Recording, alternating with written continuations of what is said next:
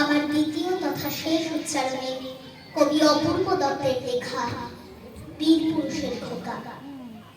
খোকা বলল, সেই ছড়াটা শোনাও না মা, আবার সেই যেটা খুব প্রিয় ছিল তোমার এবং বাবার।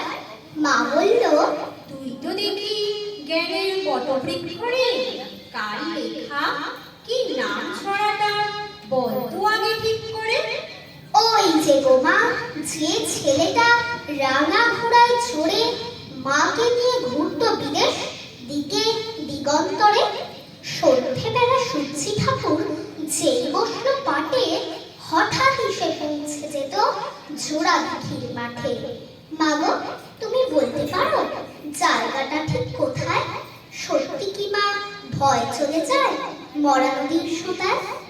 আচ্ছা ধরো তুমি যাচ্ছ পালকি চেপে একা, পথ ঘাট সব মনীষীহীন, পাখিরও নেই দেখা, গাছের মাথায় ঘনান্ধকার, দেখা যায় না ভালো।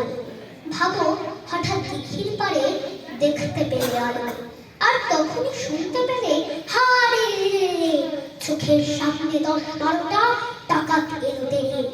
ধরো তুমি সিটিয়ে ভয় পালকির এক কোণে চুপটি বসে আমার কথা ভাবছো মনে মনে। আমি তখন সেই ছড়াটার বীর পুরুষের মতো তলোয়ারের ঘায়ে ডাকাত মারছি অবিরত। আমার রণমূর্তি দেখে তোমার সে কি কষ্ট, রক্ত লেগে স্কুল ড্রেসটাও একেবারে নষ্ট।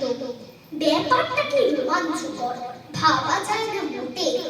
ভাগ্যে যদি এমন সুযোগ একবারটি জোটে, সবাইকে মা দেখিয়ে দেব 100 বছর পরেও রবি ঠাকুর বীর পুরুষ ঠিক আছে তোমার ঘরে।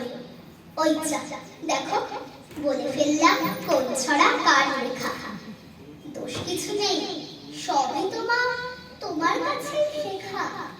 নমস্কার। নমস্কার।